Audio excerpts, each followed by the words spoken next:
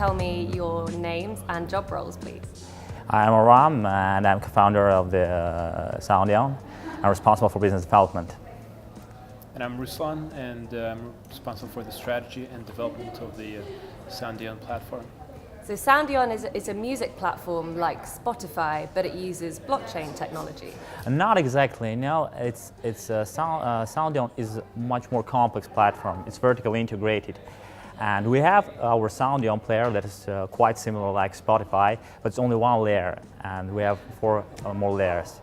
And the base layer is based on the token sale. So it allows artists, young unknown artists, to issue a crowd sale platform and to use that platform to attract money and to fund their creations. But back to Spotify, right? So what we try to do with Soundeon is to encapsulate the entire lifespan of the artist, from funding to song creation to trademark and rights registration and administration to essentially creating a marketplace for existing royalty rights that musicians can monetize and sell to the public. But moreover, we're the first platform to integrate both ticketing and online recorded music. So today there hasn't been a startup or an incumbent within the block space or non-block spaces that allows for the musician to organize concerts and not only control the primary ticketing market, but also the secondary ticketing market. This eradicates ticket scalping as well as ticket fraud. Essentially, think of it as an all-in-one solution that instead of juggling across different platforms, the artists can go into Soundeon, into the Soundeon environment, and within Soundeon's 5 layers, or within their partner organizations. So basically, basically we want to to cover all the aspects of musicians' activity in one place, because you are artists, you are now so creative people. You don't need to go to 4 different places to solve your problems with the royalty collection, with your copyrights. You just have to go to Soundeon and solve all the problems there. So you'll make use of smart contracts for musicians? Exactly. So all the layers, they are based on the smart contracts. We're using the Ethereum as a platform. So our smart contracts are ERC20 compliant. So they're created smart contracts, and each of the layers uses these smart contracts. For example, if you're trying to launch a roadmap to crowd selling your campaign, your roadmap can be divided into 1, 2, 3 layers, and each will be governed by a smart contract. And at the end of the day, when you're using your tokens on the platform, and selling your copyrights, all these will be governed via the creative smart contracts. So it's a more secure system than a traditional electronic contract? It's a more transparent system. So here we're using the use case for blockchain technology is trust and fair play. By, for instance, creating the smart contracts within the roadmap of a token sale, as milestones are reached by the artist. For instance, if the artist plans to raise money for tokens for an album, they can have their first song as their milestone, and then once that's completed, the token holders can release the further tranches. So it's incremental, and it ensures that the artist gets properly paid, essentially in terms of tokens for their work, and the rights are transferred over to the token holders. So musicians are passionate about their craft, and artists want to make the best possible music they can, and of course everyone wants to be paid fairly. At the same time, music fans want to support their favorite artists and make sure that they can have a career that means they can keep creating art. However, there's a lot of fear, uncertainty and doubt surrounding how new blockchain technology is.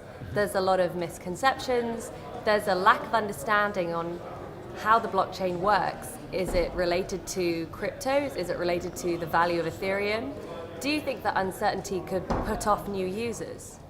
Definitely, because the key problem right now is that the blockchain is being associated with something complex and uncertain. But the key thing right now is for us to understand that blockchain is just a evolving new technology that just allows transparency and trust to be spread all over the industries across the world. And I think this technology had a huge potential, and it will evolve, and we will see new versions of the blockchains, and new protocols, and new codes, and will allow to add more transparency to all the industries and the economies. And the music industry is perhaps the best use case for this technology. I mean, 68% of the global recorded music industry is controlled by the big three labels. And they're all vertically integrated in terms of distribution, putting up, if you're an independent artist, it's really tough, unless you go to like Rough Trade Records, to put your disc on the shelf, or digital fronts on Apple, you know. So it's a industry that's been longing for change, because it was developed post-World War II, when recorded music was popularized. And things have not changed much since. And even today, I mean, if you're an artist on Spotify, you need 788 approximately, or specifically 788 plays to earn $1, you know, which is minuscule. Out of every $100, how much does an artist get paid out of? Is it $2.34. $2.34 to be precise. If you've got a drummer and a bassist, and if you're the singer, you know, it's and then it's a orchestra of middlemen that is extracting, and their incentives are not aligned with the artist. So we're trying to create a new fan-centric, artist-friendly experience. So there are platforms starting up now, like Kickstarters or crowdfunding, which use fiat currencies. For instance, there's Patreon in case you wanted to fund every album which your favorite artist comes up with. Yes. Will your platform Soundeon be comparable to that? Well, Patreon is a great example. Yeah, I mean, but we're not just a crowdfunding platform that regular sense. We're using the tokens and the liquidity that the token provides in terms of low transactional cost to, for instance, make micropayments feasible. For instance, as a fan, you can chip in a few bucks and to buy into existing rights royalties. At the moment, there is no similar solution. Essentially, we are AWOL meets royalty exchange, and that's the motto for the music administration rights business. But we're also a ticketing platform as well. We're cutting out the likes of StubHub, who charge about 25%. They charge 15% for the seller and 10% for the buyer of secondary ticket sales. You know, it's just an extortionate amount of money. So using dynamic QR codes, we're able to create an environment, an app environment, where you're able to scan your ticket and ensure that it's verified with the blockchain, that nobody can copy or screenshot the QR code, and you've got rightful access to the event at a competitive price. Yeah, you can find different solutions that covers a certain aspect, but only one place. They're hard to find. So I think that's our key competitive advantage. If we compare us to the industry. There's not every solution that can be found in blockchain. For some aspects of business aspects, blockchain is not the best solution. For instance, if you're creating an auction house, it's really difficult to structure it in such a way to make it viable in blockchain. So you have to generate rules that are tailored to a blockchain environment and extract the maximum use of blockchain, and to uphold the values that blockchain stands for. So not many people go out and buy a hard copy of a CD nowadays. Most people have downloaded some songs onto their favorite app. Maybe they've bought songs on iTunes, or they've made playlists on Spotify. Will there be any compatibility between Soundeon and existing music platforms? Of course. Aram? Yeah, of course. One of the layers in our platform it's a Soundeon player. The player that is based on blockchain and will allow to track transparently and uncensored, track all the downloads, because currently the key problem is that art is getting paid based on the data that is provided by Spotify, Tidal, or any other big streaming Not services. audited at all. Not. You just have to take the numbers, and that it is. And Soundeon player will be based on blockchain technology, and so as an artist, you can be sure that you are paying as much as your songs have been streamed.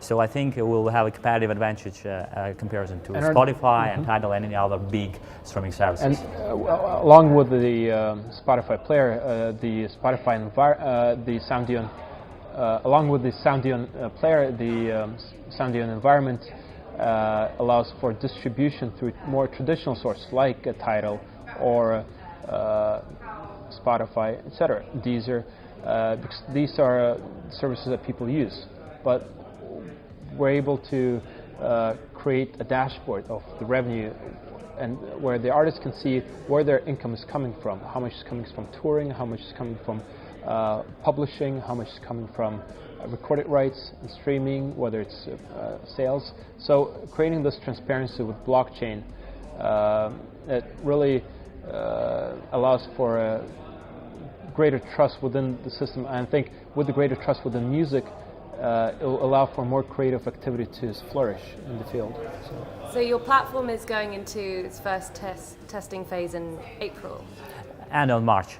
And on March, yes. The well. alpha version will be launched by the end of March, yeah. Okay, how about the ICO? ICO will probably start in June. Okay, yeah. June. Yeah. So we're looking at a Soundeon token. Yeah. To be used on the platform. Exactly. Well, yes, and the Soundeon token is capped in initial issue, and it's demand. It's based on the intrinsic need of its usage on the platform. So it's quite simple, transparent, and all the way we envision everything, it's all in the white paper. Is Soundeon the future of music playing, music royalty earnings? No, I think it's the future of relationship, of exactly. A relationship between artist and fans, based on transparency, based on trust, based on mutual respect. Because artists are getting paid for their job, and fans are getting paid if they invest in the royalties.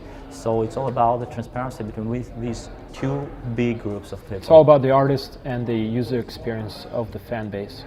Well, it sounds like you want to have the art at the heart of this, so... Yeah, definitely. I've got presents for both of you, as you've taken your time to join us. Yes.